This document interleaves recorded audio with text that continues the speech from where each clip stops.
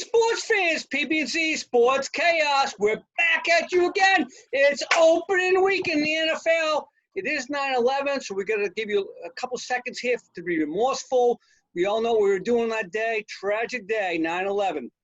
PB, we're going to talk about what happened last night in sports. We'll do that momentarily. But first of all, I think you're drinking an epic beer down there. Are you not in Florida? Yeah, this is a Screamin' Reels IPA from Saltwater Brewery. They're located in Delray Beach, Florida. It's a 7.0, pretty strong hoppy IPA. I love it. It's one of my favorite. 7.0. Ooh, all right. Hey, last night was an epic night in sports. First of all, it was one of the first times ever that not only all four majors played, NFL, NBA, NHL, MLB all on the same day, but I will argue the fifth major sport in America, the college football played last night. The University of Miami played, the U down there in your now new hometown. And by the way, the U finally won a game. Good for them, 31-14. But we also had WNBA, Women's League. We love the women. MLS, a little soccer action. And, a little thing going on in New York called the U.S. Open. What a night in sports. First time ever. All those things happened in one night. Congratulations to those leagues. They pulled it off. Speaking of the U.S. Open, Serena. She went up 1-0, which, by the way, if you don't know it, fans, little DYK, she is 94-1 up until that point in time when she is up in the first set and winning it in a majors. But then she lost two straight. Now she's 94-2. And PB, I got to ask you a question. Serena, she's been great. She's awesome. But is the time up? Is she ever going to win another major again? I mean, it's hard to take stuff away from her, right? Fantastic athlete, phenomenal on the court. She's done so many good things, so many majors. And I think last year we did a show, and we went through a few of the GOATs, and we were saying, who has the best chance of actually doing something still at this age? And I think we both said Serena. Serena, yeah. But it gets harder and harder the more of these you miss, and she's not getting any younger. So she's 0-9 since the last time she won a major. Yeah, her day may be up. Nothing taken away, nothing from her, but her day may be up. I think so too. I hate to say it. All right, moving on. Here we go. PB, catch the score the other night, Wednesday night. I put the sports on Thursday morning at 5 a.m. when I go to do my workout. 29-9. It was a baseball score. I thought it was a football game. It was the Braves over your new home team, the Marlins. They crushed them. Oh, my God. Hey, by the way, your other hometown favorite, the Panda, Pablo Sandoval, waved by the Giants today. See you later, Pablo. Hey, NHL action, Bruce Cassidy. He got the Cinderella Award because he didn't win against Lightning. He got the NHL Coach of the Year. Good move. He deserved it. They were the best team in the league going into the bubble. I would have liked to see him get deeper to actually hold on to the award, but you know what? Tuca kind of played a role in that maybe. I don't know. By the way, Bruins now have a head coach winning that award 4 times. It ties for the best all time. I was surprised to hear that 4 is the all-time record, and Bruins have 4 of them. Good for them. Last was Claude Julien. I think it was 2008, 2009. Hey, by the way, in the NHL, PB. All right, so the Stars are up. Tampa Bay's up 2-1. We expected them to win. But the Stars are now up 2-1. They beat the Vegas Knights last night. Yeah. So I have to ask you this question right now. We both thought Tampa Bay was the team to beat. They might win it. We thought they would play against Vegas. I'm going to ask you, is it Tampa Bay or the field? Who are you betting on? All right. Well, first of all, Tampa Bay is up 2-0. It's not 2-1. Oh, it's 2-0. Oh, okay. It's 2-0. Yeah. Sure? Yeah, they're 2-0. They're playing Game 3 tonight. All right. So, and I said Tampa Bay would take care of the Islanders in short order just because the Islanders has the field or Tampa Bay? What do you got? Long series. So Tampa Bay, hands down, will beat the Islanders. For the cup, though. For the cup. I want to know. I'm talking about the cup right now. I'm taking Tampa Bay. I'm taking Tampa Bay because all right. Yeah, because the field whoever, all comers, you say Tampa Bay, they'll beat whoever comes on. Tampa Bay is going to win the Stanley Cup. I will say this. If the Stars get by Vegas, I don't know. They're on a roll. And they're in Dallas. That's why. All right. Moving on. NBA. Wait. Are you picking the Stars? You're picking the Stars to win the Cup? I'm not saying it yet. Hang on. All right. Give me till next week. Hey, by the way, the Lakers are now up 3-1, and we saw vintage playoff Rondo last night. I know you guys watched the football game. I watched a little bit of the NBA game. Rondo looked like the Rondo of old. So that means now Lakers are 3-1, Clippers are 3-1. Which LA team do you like to come out of the West? I said it since the beginning, the Clippers. I picked the Clippers over the Lakers in the Western Conference Final before the playoffs even started. So I'm going to stick with that, and that's what's going to happen. Right. You're sticking with it, okay. You know what? I was tempted to go with Clippers, but if playoff Rondo keeps playing like he's playing, I'm going to pick the Lakers. I hate to say it because I hate the fakers, but we're going to talk about this one. Game 7 tonight, coming up in about an hour and a half. Celtics play Toronto in a Game 7 winner-take-all, and I know I said that the Celtics would win in 6. If they went to 7, I was worried. And then I was worried about it after Game 3. PB, what do you think? Who wins this Game 7? I think the Celtics take it tonight. It's been a up and down series. They went up 2-0 right early, and then Toronto made some nice comebacks. Couple overtime games, playing them tough. But the games that the Toronto has won have been close.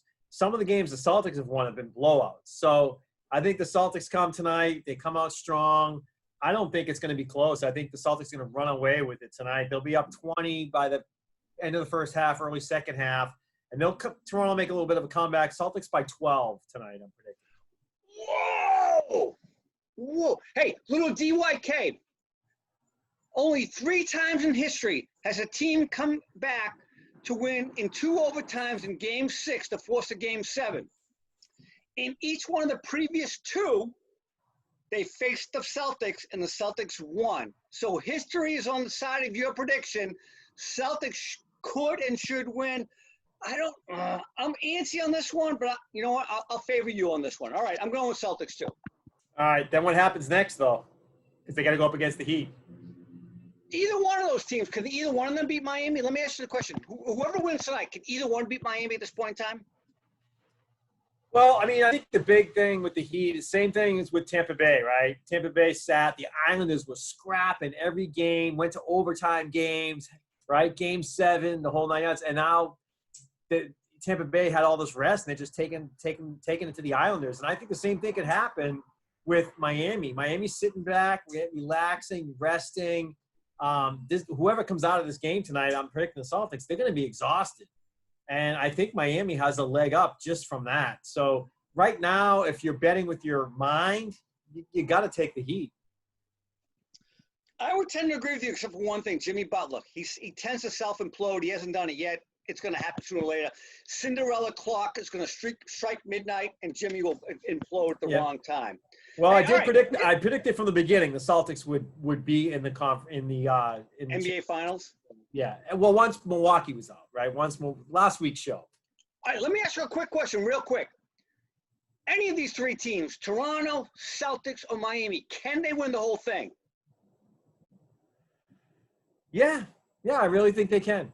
All right. They can. I mean, look at last year. Toronto went in and won. You know, I think the East can win again this year. I'm with you on that. I think so, too. The East are getting underrated for sure. All right, let's do a little college football. PB, I got to tell you something. You know I'm a big college football fan. You like college football. I love college football. This weekend is supposed to be a big weekend, but there's no marquee games. It's like 12 games, and every game is about a 35-point spread. So let me ask you a question. Given what's going on in colleges today with the COVID thing, 2 major conferences are out, about 5 mid-major conferences are out. Should college football statistics and the title count this year? Yeah, I think it should, because you know it's not an NCAA decision. It's the conference's decision. And if the Big Ten decides to bail, then guess what? You don't have a championship represented in this year. That's it. You basically quit. Good point. You could have gone on the field. You could have had no fans. You could have come up with other ways to do it. You completely bailed. You quit. There's college football being played. There's pro football being played. As far as I'm concerned, they're a bunch of quitters. So, yeah, the championship should count, and the statistics should count 100%. All right, you heard it first. PB says any college is not playing, you're a bunch of quitters. Hey, by the way, real quick, Big Ten is now doing maybe a 180. Now the rumor is they may play by sometime in October, so they're giving it the pressure a little bit. We'll see what happens there. All right, give me right now, without the Big Ten, without the Pac-12, the way it is today, as it stands, who are your 4 teams to make the college football playoff? Well, I think no surprise you're going to have your top 2 that have kind of been there the last, since the football playoff started, Clemson and Alabama. Correct. You can't get one of those out. You still got Trevor there in his senior year, right, at Clemson. So those 2 for sure. You'll be happy to hear that I also think Oklahoma will be one of those teams. And then after that, it's kind of close. I mean, you got Georgia, you got Florida, you got Notre Dame. I could piss you off and pick Notre Dame to get. Oh God. But I think Georgia's probably the better team talent-wise. But you know what? Since I'm in Florida, what the heck? Let's go ahead and go with the Gators to get that 4th spot. I thought you were going to say Miami for a minute. By the way, a little DYK. Miami won last night. I mentioned it earlier. Derek, however he says his name, King, the quarterback who transferred from Houston, he scored a touchdown and he threw a touchdown for his 16th consecutive game. That is a new NCAA record. Good for him. Finally, Miami, the U, I love the U. They finally have a quarterback since Ken Dorsey. Go figure. All right, here's what I got. I'm with you. Clemson, Bama. Obviously, I'm going to pick Oklahoma with the quarterback whisperer, Lincoln Riley, and Georgia. But I have a wild card who could sneak in. Iowa State. I heard this little stat the other day. They lost 3 games last year against top 25 opponents by 4 points. That's impressive play. So we'll see. Who knows? All right. Heisman, is it Trevor Lawrence? Is the Heisman Trevor Lawrence versus the field? Probably. I mean, I would agree. Surprised if it goes somewhere else, but yeah. I agree. All right. Hey, NFL action last night, PB. We had the Chiefs. They picked up from last year. They won 34 to 20. Meanwhile, one of the most incredible statements I ever heard in the year. Well, you said something incredible last week when you picked Indy and Green Bay to be the number 1 seeds. And this week you came out and said KC is a top 10 defense. So, PB, I got to ask you, tell me the other 9 or 10 teams. Well, I'm saying, and when I say they're top 10, they're like right there on the cusp of 10. I mean, you have the Buffalo Bills have a fantastic defense. The Ravens have a great defense. The Niners are right up there. The Ravens are up there. You probably got to put the Bears in that top 10. The Chargers are probably there as well. Vikings, they're right there. And then after that, I mean, it's just you really can start to, you got teams like the Saints and the Broncos and, the Seahawks, the Eagles, the Cowboys. They're all kind of like right in that area, but I put the Chiefs in that same category. The Chiefs are right in there with all those teams I just mentioned. All right, you're up to 11 now. You still haven't mentioned the Chiefs. Well, no, I'm saying I gave they're in the category. I gave you a top 7, and then you got like 8 or 9 teams that could be in that 8, 9, 10 spot. So they have the potential to be a top 10 defense. There's no question. I was hoping you took the bait. I remember one time I was down in Baltimore, and my friends from Norton were out there listening. You know the story. We're in a bar down in Baltimore, and the guy down there said, Joe Flacco's a top 10 quarterback. And I said, okay, name the other guys. And instead of saying 9 other quarterbacks, he named 10 other quarterbacks, which meant Flacco was 11th at best. I was hoping you said 10 other teams. Yeah. Oh, man. No, right. I got them right there. I mean, they could be as high as 7 or 8, and they could fall in the 12. They're definitely top half. They're definitely top half. But the 8 to 12 range, I think. By the way, a little DYK for you this weekend, PB. This weekend is the first time TB12 has not been favored as a starting quarterback in the game going back to when? Do you know when? Not favorite. Oh, my God. Probably a playoff game or something. I'm guessing. This is going to shock you. Week 2, 2015 versus Tyrod Taylor for who? At the time, was it the Bills? No. Yes, you're right. Yeah. They were the favorites going to that game. Since then, Tom Brady has been the favorite quarterback or the favorite team as starting quarterback 74 straight games until this weekend when the Saints are the favorite. All right. Well, that's a good segue. Hey, by the way, before I move on to our pick 6, so we started last year, little DYK, America's team is still not the Patriots, the Dallas Cowboys.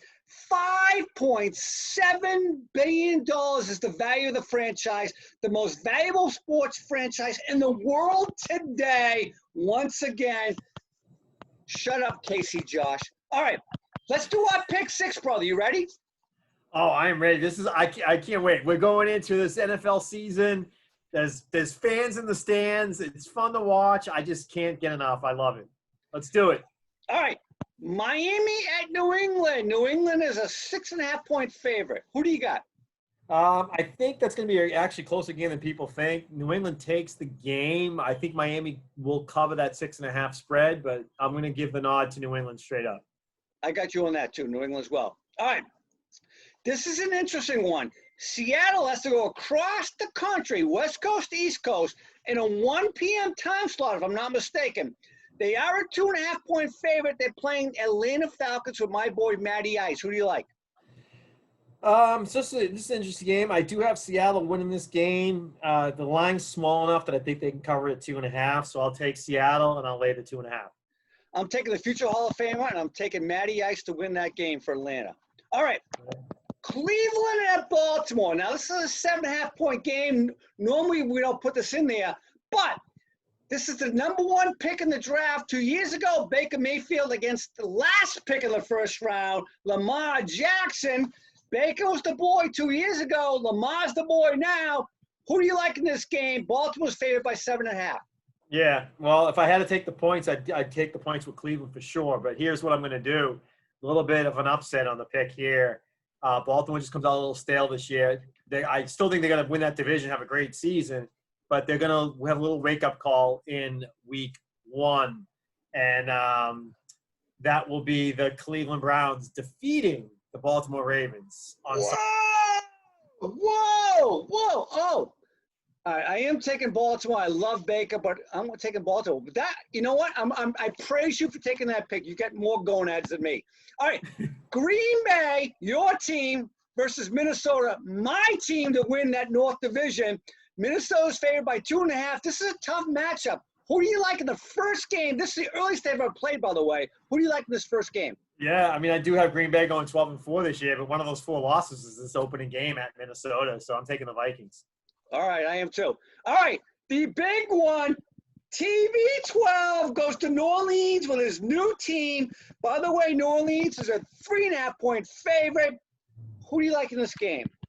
Well, we know TB12 can play in the Dome. He's won Super Bowls there. He beats New Orleans there. We went to a New Orleans game there, you and I, and watched him beat the Saints. So I think he goes into New Orleans and does what he does and plays on that turf inside and just uses Godwin and Evans and company to their advantage. And I think they get the W. So I'm going to take Tampa Bay to win that game straight up, even though the Saints are favored by 3.5. I got the Saints only because I think TB needs to get a little cohesion with the team in games and game action. So I think New Orleans wins the game, not because of home field advantage, just because they're more cohesive. They have a lineup that's been together for a while. All right, the last one I have for you. Dallas goes to the Rams. Believe it or not, Dallas is favored in this game by 3 points. Who do you like in this one? I think that's an easy bet right there. Lay the 3, take the Cowboys. They're going to blow them out. I'm going to predict that they win double digits. You hate the Rams. You just hate the Rams. The Rams are good. Goff is a stiff. it's Dallas easy in that game. I don't want to pick against my boys, but I think the Rams do win that game. I have a feeling. I don't know why, but I have a feeling they win that game, and it's a wake-up call for them. All right. Wow. Hey, you know what? We're different on this is rare. We're different on 4 out of 6. Believe it? The only ones we took the same were New England and Minnesota. Right. We took All different. right. That's how it's going to be all year, fans. Miami versus Foxborough. New England. The other thing you did, Z, you picked all 6 home teams in your picks. I have a feeling that's going to be a factor this year. Not because of the fans, because there's no fans or limited fans, but I just think going into that strange environment with everything you're going to do, the protocols and stuff, hey, we said it a million times, hashtag 2020. It's a weird effing year, right? All right. Hey, so party shots. First thing I got for you, a guy texted me the other day and said, you should talk about this in the show, so we will. Aquibtalib retired from the NFL. Is he a Hall of Famer in your mind? No. I'm with you. Until Rodney Harrison and until Darren Woodson gets in, don't ever mention Aquibtalib to me ever again. No, all right. Not even close. What do you expect from Brady this year? What's his numbers? The ceiling and the floor. What are you looking at? Ceiling for him, he'll be sniffing 30 touchdowns, maybe 35, somewhere in that range. Probably double-digit picks. That's your ceiling? That's what his best I think he'll do, yeah. What's your floor then? Like the worst he could do? Yeah. He put up like 25 to 28 touchdown passes and maybe like 8 to 12 picks. All right. He doesn't throw double digits. And I think he'll definitely hit 3,000 yards. He probably won't get to 4,000. All right. For me, the ceiling is definitely 50 touchdowns, 4K in yards, and only 6 picks. And by the way, he wins 13 games. The basement is 25 touchdowns, only 3,500 yards with 9 picks, and he still wins 9 games. He's got too many weapons. Our basements are pretty similar, but my ceiling's not high as your ceiling. I think he's got so many weapons. I can't see how he doesn't. All right. By the way, he is my fantasy quarterback, right? Hey, let's talk about the altar, Brady. His replacement in Foxborough, Cam Newton. What is your ceiling for Cam in Foxborough this year? It's going to be pretty similar to what Brady's is. Probably even worse than that. I mean, I'm going to say 30 touchdowns, maybe 8 picks and, 3,200 yards passing. But the difference will be Cam Newton might also rush for 4 or 5 touchdowns throughout the year. Probably pick up maybe 300 or 400 yards rushing. I'm with you. That's my ceiling. I got him at 33 touchdowns. I got him at 8 picks, 550 yards rushing, and another 8 touchdowns on the ground. Wow. Okay. All right. With that offensive line, a little bit so-so, he's going to run for his life a little bit. All right. What's the basement for Cam? Probably just right around 3,000 yards passing. Give him 24 touchdowns, 12 picks. I'm with you. I got him 22 touchdowns, about 16 picks, and about 3,500 yards. And he's still going to run for 500 because he's going to be running for his life at the end of the day. Yeah. He's going to be running all day long until he gets hurt. All right, PB. Good show, man. Any parting shots for the fans out there? No, lots of good stuff. Looking forward to next week. We have so much. This is an epic time, right? Because we're going to have NBA playoffs, NHL playoffs. We're going to have the week 1 to talk about with the NFL going into week 2. So we might even break it up and have a couple shows for you next week. We'll see. Yeah, I like it. All right, sports fans, PB&Z Sports Chaos. We'll talk to you soon. Have a great weekend. Enjoy NFL opening week.